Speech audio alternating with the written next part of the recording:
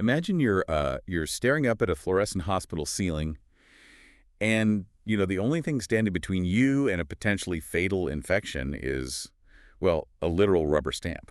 Yeah, it's a terrifying thought. Right. I mean, we usually think of waiting as this mundane annoyance, like sitting in traffic or, listening to that looping elevator music when you're on hold with an insurance Oh, company. exactly. Just an everyday irritation. But today's deep dive takes that universal irritation and just scales it up to a horrifying life or death scenario. Right.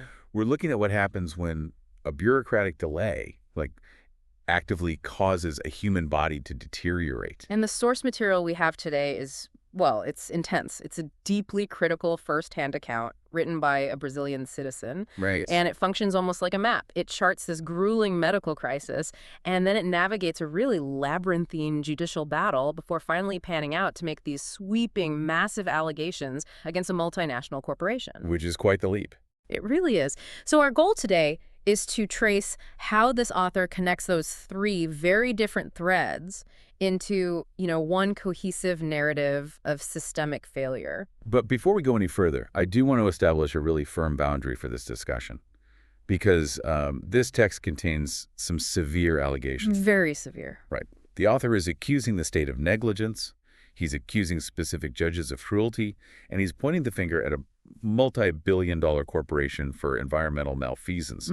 So for everyone listening, we are strictly acting as your guides through this document. Exactly. We are not taking sides here. No, not at all. We aren't endorsing these viewpoints, and we aren't independently verifying his claims. We are simply, unpacking the architecture of the author's argument and his lived experience exactly as he presents it to us. And I think the best place to start mapping that architecture is, well, at the physical ground zero of his ordeal, because long before we even get to the corporate allegations, the text grounds us in this extreme medical trauma. Right, the surgeries. Yeah.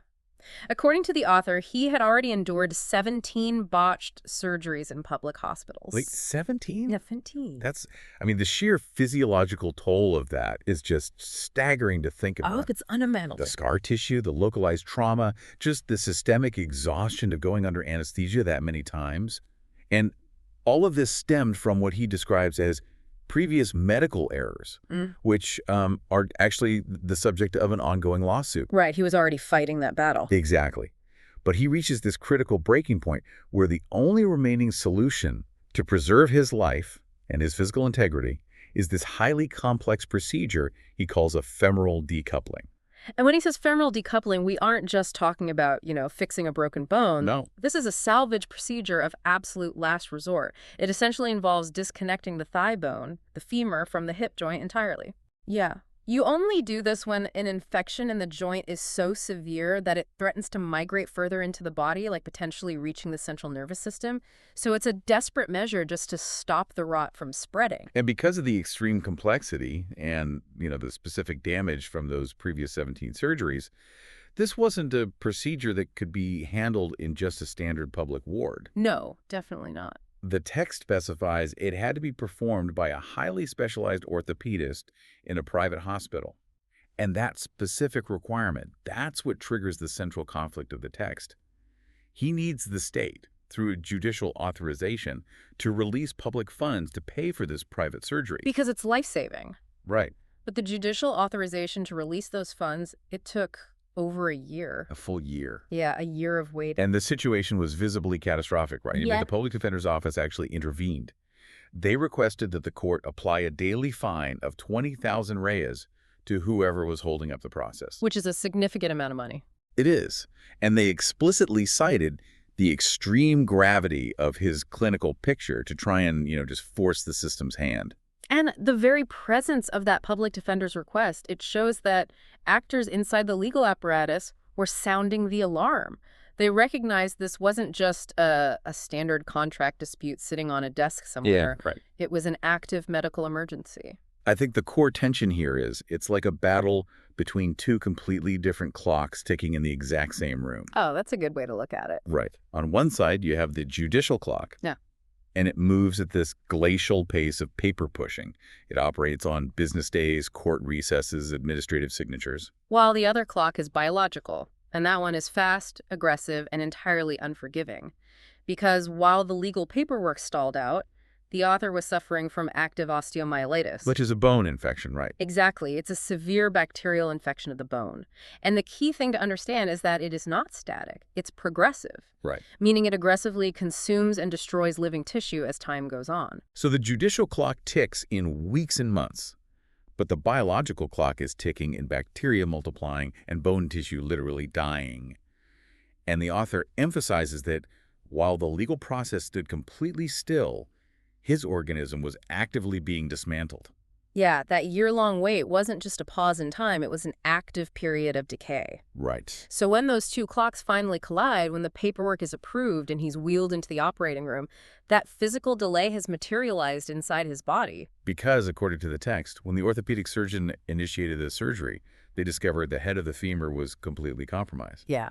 The bone had deteriorated so extensively during that year of waiting that it literally crumbled. It just fragmented during the surgical act itself. And that structural failure of the bone is a terrifying localized complication, but the systemic fallout is much, much worse. How so? Well, because the femur was crumbling due to this massive bacterial load, fragmenting the bone during surgery caused that localized infection to breach its boundaries. The bacteria flooded his bloodstream, which culminated in extremely severe septic shock. Wow. And septic shock, just for context, is the body's most extreme panicked response to an infection, right? Exactly. Your blood pressure plummets, your organs are starved of oxygen, and they just begin to fail. So what was supposed to be a highly complex but, controlled orthopedic procedure instantly morphed into this desperate, chaotic battle just to keep him from dying on the table. And he was immediately rushed to the intensive care unit. And the text gives us this very visceral look inside that ICU stay. He describes hovering between life and death, experiencing severe delirium and hallucinations. Which is terrifying. It is, and those are classic neurological symptoms of a brain struggling with the profound physiological stress of sepsis. Plus, he also faced successive internal hemorrhages during the post-operative period. Good Lord. So the medical complexity of his recovery skyrocketed, and consequently so did the hospital costs. But the author makes a very deliberate choice here. He doesn't just focus on the clinical data or the inflated hospital bill. He anchors the fallout of this delay entirely in human collateral damage. Specifically, he focuses on his daughter. Yeah, that part was really moving. It is, because they're a small family, and this young woman suddenly became his sole caregiver. We basically see this exponential cascade of trauma. I mean, think about it. A delayed signature on a desk creates a crumbled bone. A crumbled bone unleashes septic shock. Right. And then septic shock places a young woman in a hospital waiting room, juggling her employment with the daily agonizing reality that she might lose her father. He describes her sitting in those hospital corridors, completely helpless, just watching him suffer in this critical state. And the author uses this to underline a really vital argument. The damage is caused by bureaucratic inertia. They transcend financial metrics. They produce emotional exhaustion and psychological scars for the family that can never fully be repaired. He positions his daughter's trauma as being just as real and just as devastating as his fragmented femur. And you'd think that surviving the ICU and the septic shock would be the resolution to this nightmare. You really would. But somehow the legal battle was merely entering a new, highly combative phase. Right, the prescription issue. Yeah. The judicial process hit a massive wall when a lower court judge ruled that the statute of limitations on his legal action had expired. In legal terms, prescription. The court essentially argued that too much time had passed for him to pursue the claim. Which feels brutally ironic. I mean, the system delays his life-saving surgery for a year and then tries to penalize him for time expiring. Right, it's absurd. But he fought the ruling. He appealed to the Court of Justice, which is a higher appellate tribunal in Brazil. And the higher court overturned the lower judge's decision based on a really fascinating legal philosophy. They ruled his situation constituted continuous damage. Yeah, continuous damage is a crucial concept to grasp here. If you get into, say, a car accident, the damage happens in a split second and the legal clock starts ticking immediately. Right. But the appellate court recognized that his damage wasn't a singular event in the past.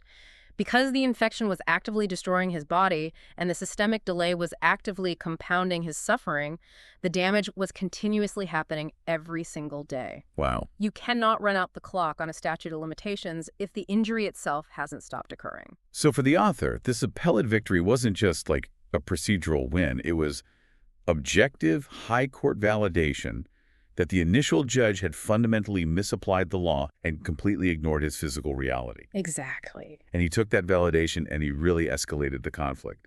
He formally reported that initial judge to the National Council of Justice, the CNJ, which basically acts as the internal affairs and oversight division for the Brazilian judiciary. And reporting the judge overseeing your case to an oversight body while your lawsuit is still active, that is a highly aggressive maneuver. Yeah, that's a bold move. And the author claims this action triggered immediate punitive consequences. Because when the case returned to the lower court to proceed, the judge ordered a massive series of new diligences. Right, the judge demanded the full requisition of every single medical record and mandated entirely new expert medical examinations. Now, if you look at that in a vacuum, a judge asking for comprehensive medical records in a liability case, it sounds like standard diligent procedure. Sure, it sounds normal on paper. But the author firmly believes this was a targeted act of personal retaliation. He views these demands as a deliberate tactic by the magistrate to artificially stall a lawsuit that had already consumed years of his life, stretching his suffering out even further. And this deep-seated distrust really sets the stage for what the text presents and a profound psychological insult. The receipts. The receipts, yes. Because the author was receiving public funds via judicial authorization to cover his private medical treatments, he was required to render accounts, basically to prove where every single cent went. And he states he was meticulous about this. Like, despite fighting active osteomyelitis, recovering from septic shock, dealing with delirium, he hoarded every receipt and organized his financial documentation perfectly. But during the audit process, he was formally interrogated over a discrepancy of approximately 250 rees. And just to ground that number for a second, 250 Brazilian reais is roughly equivalent to $50. Oh, wow. So it's tiny. It's tiny. In the context of a highly complex orthopedic surgery and a prolonged multi-hemorrhage ICU stay, this is a literal drop in the bucket. Yeah. Yet, the author describes the interrogation over this nominal amount as a profound humiliation. He states he felt he was being treated like a thief. And then look, if you've ever had a legitimate medical claim rejected by an insurance company because someone made a typo on a standard form, you know how infuriating blind bureaucracy can be. Oh, it's maddening. Now, imagine facing that exact same rigid red tape while your body is fundamentally broken. But I do want to play devil's advocate for just a second here. Hey, go for it. Is it possible that the system wasn't being intentionally vindictive, but rather acting exactly as it was programmed to? I mean, a system designed for financial accountability demands exact math, right? Whether you're missing 10,000 rays or $50, a ledger doesn't care if you just survived a coma. Right, and that is the central, unavoidable tragedy of bureaucratic design. Systems were built to be objective, which makes them inherently impersonal. They just lack the capacity for nuance or empathy. Yeah. But the author's argument is really about the experience of being crushed by that impersonality. From his perspective, interrogating a critically ill patient over pocket change represents a grotesque inversion of priorities. Like, he's fighting a war for his basic biological survival, and the state's priority is a $50 rounding error. Exactly. It reinforced his conviction that the justice system is utterly detached from the human reality of the citizens it is supposed to serve. And that sense of detachment is exactly what triggers the most surprising pivot in the entire text. Up until now, we've been entirely focused on the micro level, right? Very focused. A crumbled femur in a single operating room, a frustrated daughter in a hallway, a $50 receipt in a courtroom. But then the author suddenly pans out. He takes this intense personal trauma and explicitly links it to a massive global issue. Yeah, he fundamentally rejects the idea that his ordeal is just an isolated streak of bad luck or, localized incompetence. He contextualizes his 17 botched surgeries and his legal battles within a sprawling framework of environmental contamination. Right, involving a multinational corporation named Tronox. Yes, Tronox, operating in a specific area called the area's community. The text highlights that Tronox is a corporate giant with a reported $4 billion in revenue. And the author alleges that this multi-billion-dollar entity is internationally recognized as being harmful to the environment. But he doesn't just point the finger at the corporation itself. His primary target is the state's failure to regulate them. Specifically, he names INEMA, which is the State Environmental Institute. He alleges there have been decades of zero effective oversight, going as far as to claim active collusion. He suggests that state agents deliberately protect the corporate narrative, allowing this massive entity to generate unchecked profit at the direct expense of the local environment. But let's look at the mechanics of how he actually connects these two wildly different scales. Mm-hmm. Because how does a chemical company's alleged pollution relate to an orthopedic surgeon botching a bone operation? It's quite the jump. It is. But I think the best way to visualize his argument is to picture an overloaded electrical circuit board. Oh, that analogy maps perfectly onto his core thesis. When the state fails to monitor adequately, environmental damage evolves into public health damage. Exactly. The environmental agency fails to do its job, which sends a surge of toxic exposure into a local community. The soil and water are contaminated, so that community gets sick, which sends a massive power surge of patients into the public hospitals, completely blowing the fuses of the SUS Brazil's unified health system. The hospitals are flooded, the doctors are overworked, the resources are depleted. So, to him, his 17 botched surgeries aren't random accidents. They are the sparks flying off a public health grid that has been critically overloaded by unchecked corporate pollution. And he makes a highly sophisticated economic argument here about the externalization of costs. When a multi-billion-dollar corporation pollutes and the state just looks the other way, who pays the ultimate bill? Not the corporation. Exactly. The cost is externalized onto society. It falls on the unified health system, draining public funds to treat the fallout. And ultimately, it falls on the individual citizen, who pays the price with their own flesh and bone on an underfunded operating table. It's a breathtaking shift in perspective. He refuses to see his micro-level, excruciating personal suffering as anything other than a direct, undeniable symptom of macro-level corporate and state corruption, which, honestly, leaves him fighting a war on literally every front. Every single front. His immune system is fighting a bone infection, his lawyers are fighting an allegedly retaliatory judge, and his broader community is fighting a multi-billion-dollar polluter backed by state apathy. And given the sheer scale of the corruption he alleges, you might expect the text to end with a demand for, I don't know, a massive federal investigation or a sweeping policy change. Yeah, that's what I was expecting. But he doesn't do that. The author brings the focus right back down to his immediate reality. His singular focus at the end of this document is his upcoming day in court. He has one very specific request. Right. He wants his orthopedic surgeon to testify, not his lawyer, not a forensic accountant to argue about the $50 receipt, a doctor. Because he believes that a purely technical clinical account is the only weapon capable of piercing through the dense legal jargon and the bureaucratic indifference. He wants the surgeon to stand in front of the magistrate and clinically describe the crumbled femur. Wow. He wants the court to hear the physiological details of the active osteomyelitis, the sudden plunge into septic shock, and the reality of a brain starved of oxygen in the ICU. He's trying to force the system to quantify the human cost of its own delay. Yeah. He basically wants the biological clock and the judicial clock to finally synchronize on the public record, forcing the court to literally look at the physical evidence of what their waiting period did to his skeleton. And I think this text asks a haunting question about the nature of our institutions, right? If a system is ostensibly designed to provide relief, but its own internal mechanisms, its delays, its audits, its procedural rigidities, if those things cause irreversible physical harm while processing that relief, can it still be called a system of justice? It really makes you rethink your own interactions with red tape. I mean, we all navigate systems of rules, we all fill out the forms, we all wait for the emails. But this source material demonstrates the terrifying absolute extreme of what can happen when a system lacks agility, loses its humanity, and just forgets that there is a fragile biological organism trapped at the end of the paper trail. And that desperation, it leads to a final, highly provocative ethical dilemma presented at the very end of the text. After detailing all of it, the surgeries, the ICU trauma, his daughter's emotional collapse, and the alleged judicial retaliation, the author proposes a public poll to his readers. Yeah, this was intense. He asked his audience, should I publicly reveal the name of this cruel magistrate?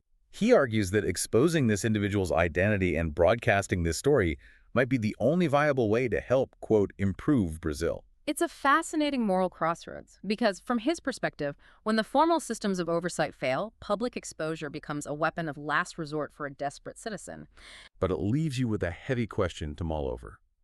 Is public naming and shaming a justified tactic when you feel actively persecuted by the courts?